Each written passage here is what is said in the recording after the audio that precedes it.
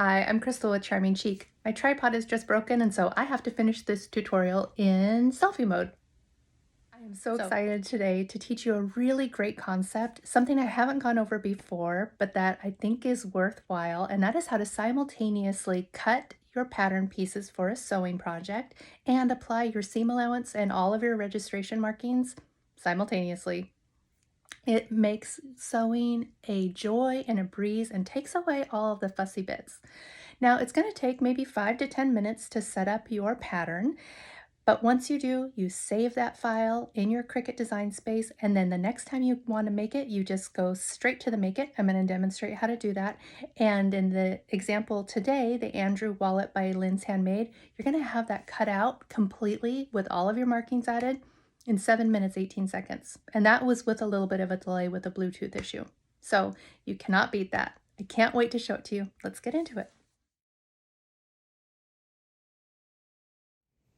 These are two of the Andrew wallets that I've already finished, and the pattern comes with two different options for closing. You can do snaps or you can do Velcro. I'll go ahead and show you what the inside of the wallet looks like here. This one with the snaps. It features waterproof canvas, and the pattern is written for waterproof canvas or any non-fraying material like vinyl or cork. All of the ones that I'm making so far are waterproof canvas for the liner and then cork for the exterior. It has two zippered pouches. This one is for coins. This one is for bills. The pattern isn't lined, so as written, it's not lined. What I went ahead and did for this one, which features the Velcro closure, is that I added HTV, like maybe you've seen me do in the past, so that the pockets are lined instead. And I did the same thing for the coin pouch. And this pattern was written originally for children or young boys, but if you use a more sophisticated textile like this one, then I think it is a really nice, modern, clean lined wallet for anybody.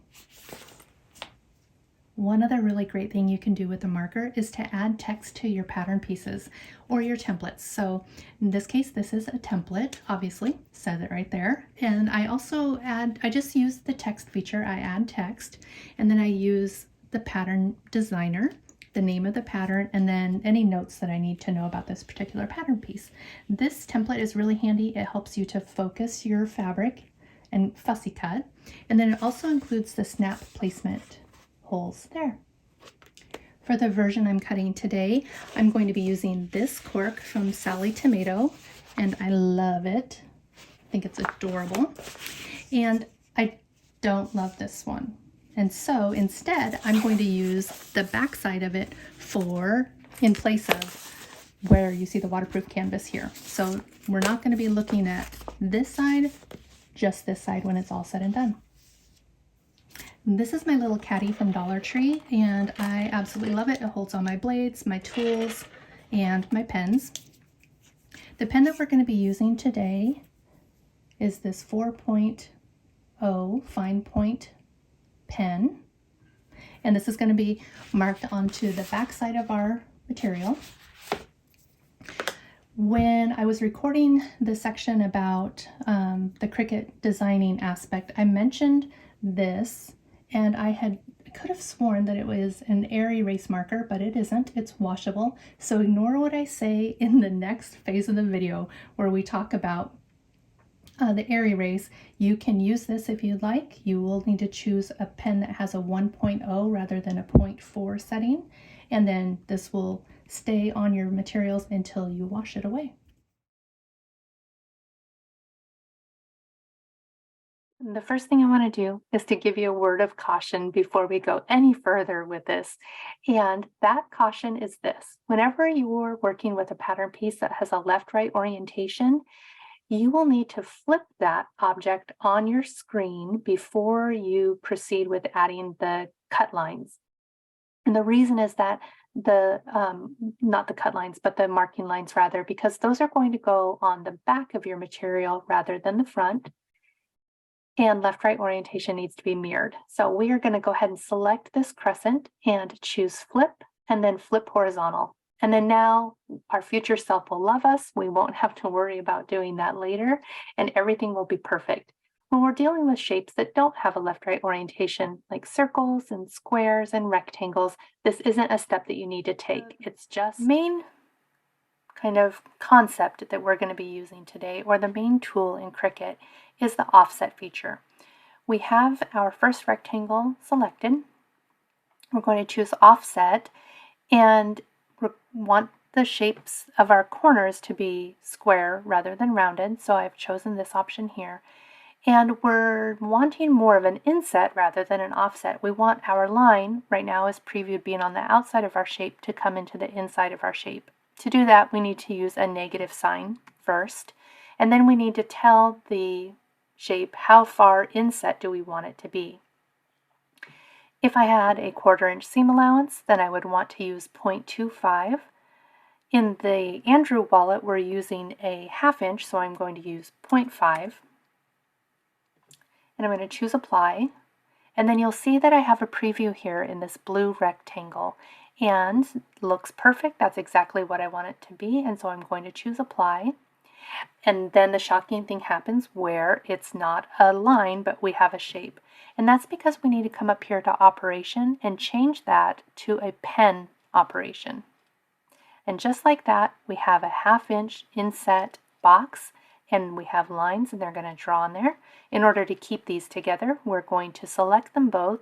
I'm holding down my left arrow, or my left mouse key, selecting somewhere around both of these. It doesn't matter where. It's going to automatically grab them. You can see that they're both grabbed over here in my layers panel, and I'm going to choose attach. Perfect. That's just what we needed to do.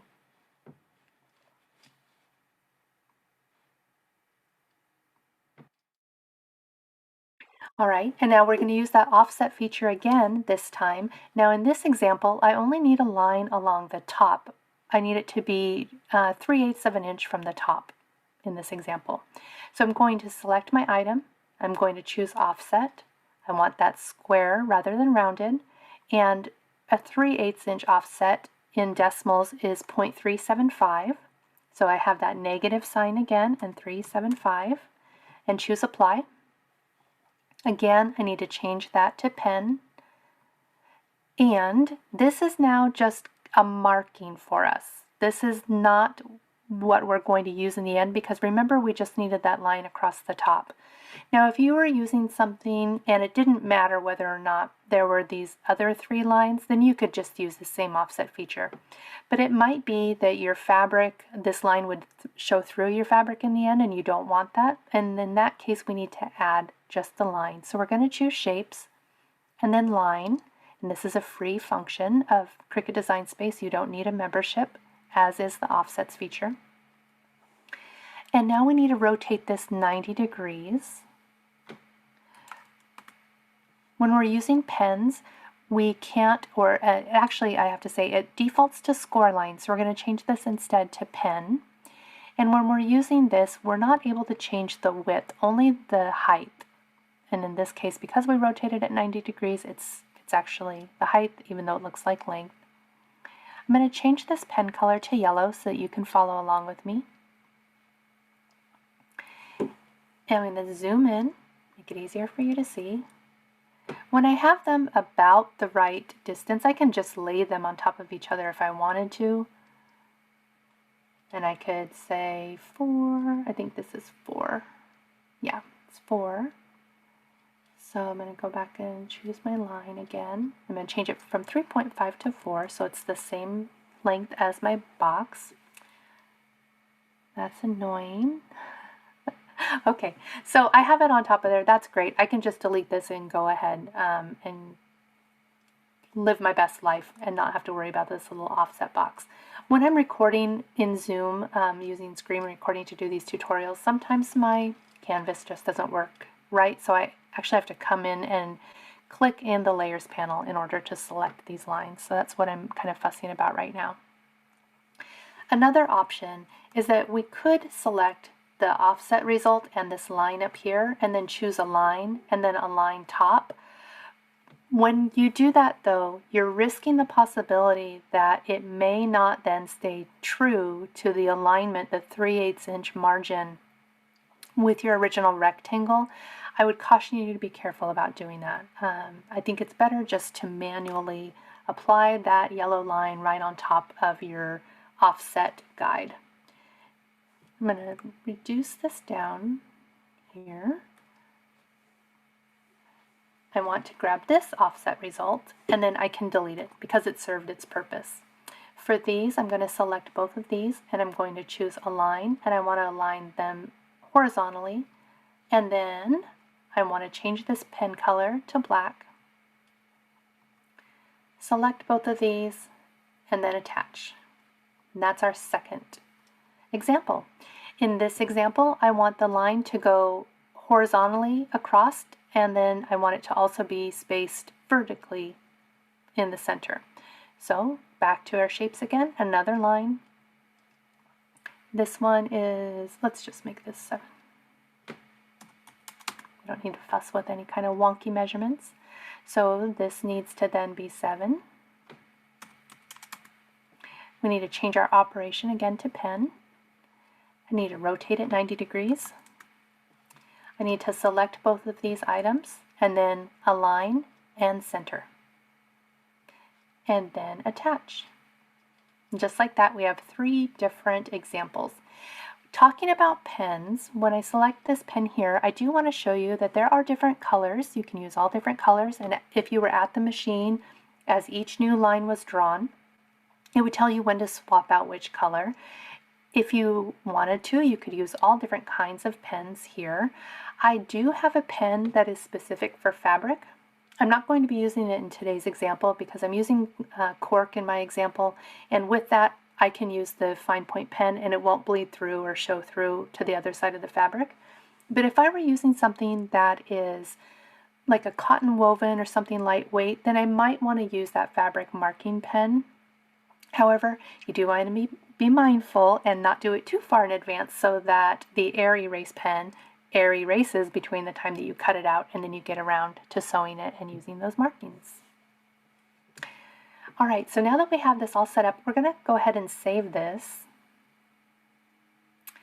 And if I wanted to have a separate version with lines, then I would save it separately. Because I've added the lines and I've saved them, I never again have to do this work. This is a one-time fussy investment, and then after this, everything is set up and you don't need to worry about it again. And so when you join me for the next phase, we are going to actually be cutting out the Andrew Wallet from Linds Handmade, start to finish. You'll see that we're not even going to go into the canvas or the setup because it's all ready to go. I don't need to do any kind of work on my canvas. It's ready to literally push a button and meet me at the machine and crank it out. So let's go ahead and get on to the next phase.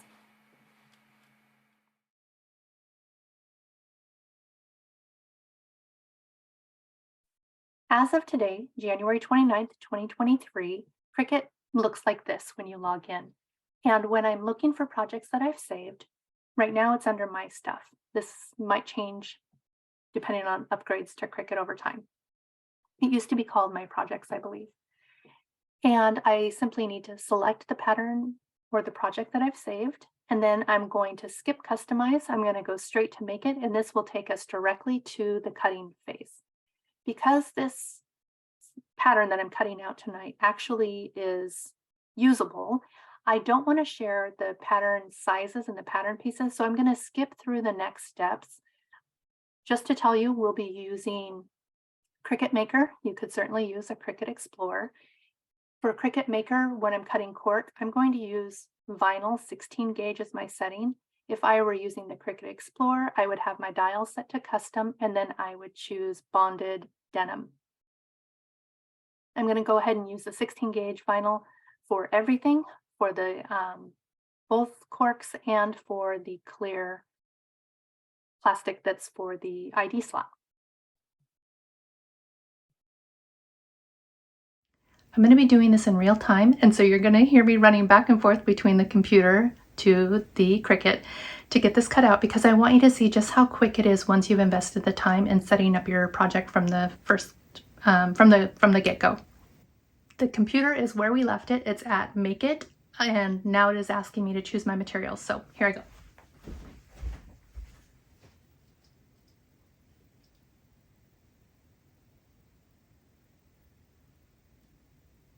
And it's connected by Bluetooth, so it's taking just a second.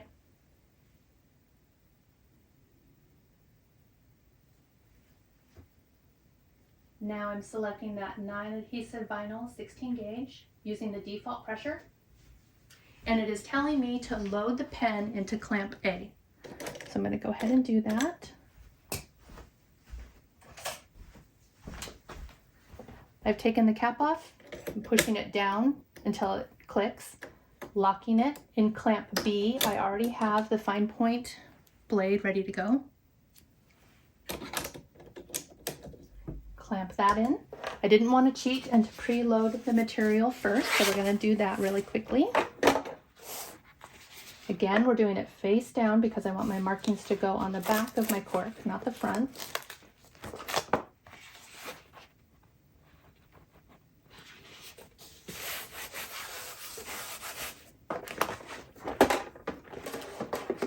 Loading.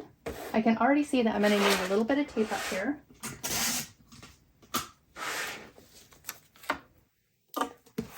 Make things stick.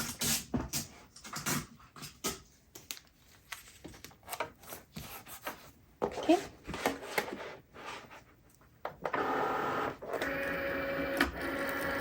And on the screen, the order of operation first is the pen. So we're going to hit the go button. In this case, it means draw rather than cut.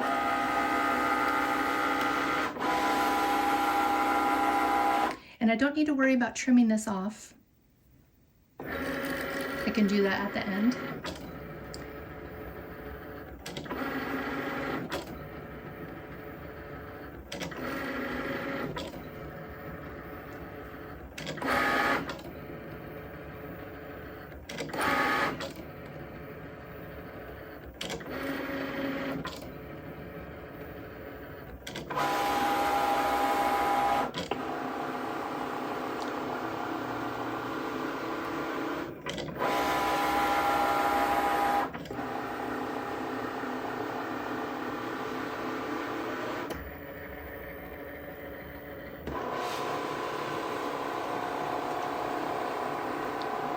And then you'll see in just a moment that it's going to automatically go in next to the cut face.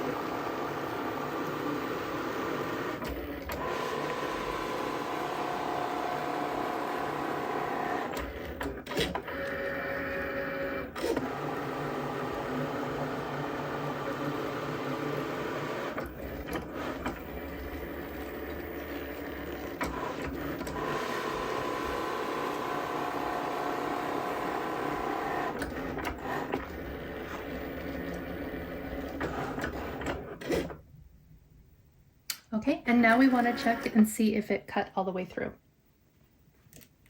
And it did, and so we're going to go ahead and unload and do our next mat.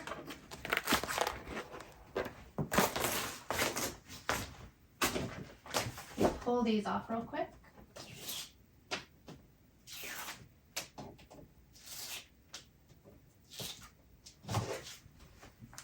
That transfer paper works really well. This one, it doesn't matter which way we load it, face up or face down, because it's a rectangle. And I'm gonna live life on the wild side and not tape this one down. This one isn't using the pen, so I can go ahead and remove it. Hit the go button.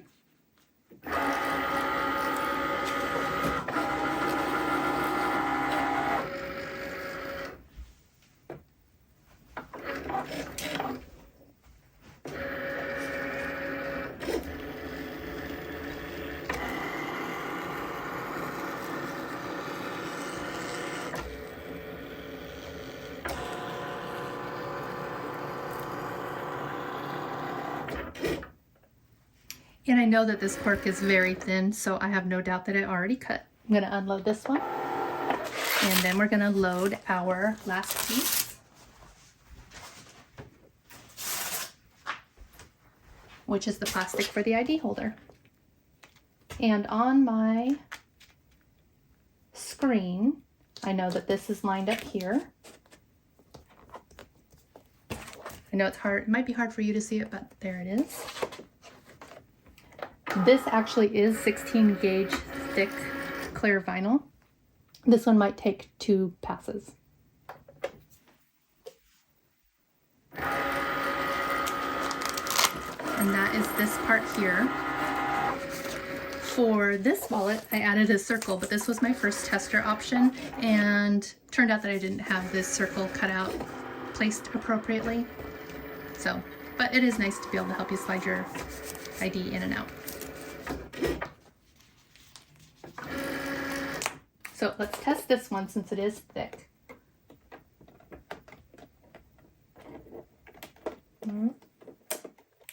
Yep, it cut through. Okay, and just like that. So it was 7 minutes and 18 seconds, start to finish, including loading the materials onto the mat.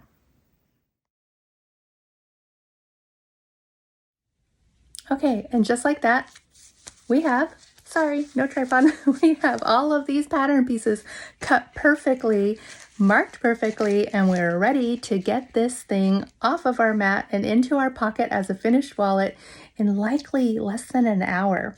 One tip I do want to give you, somewhere in my sewing room is one of these guys without the tape.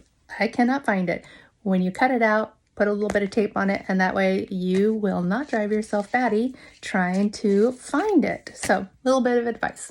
I would love to see what you make. If you would like to join the Charming Chic chat room, which is my group on Facebook, I really encourage you to join. I'd love to see you over there. If that's not your thing and you prefer to leave a comment or a question here, feel free to do that in the comment section. And as soon as I see it, I'll get back to you. Thanks, friends, and I'll be seeing you soon. Bye-bye.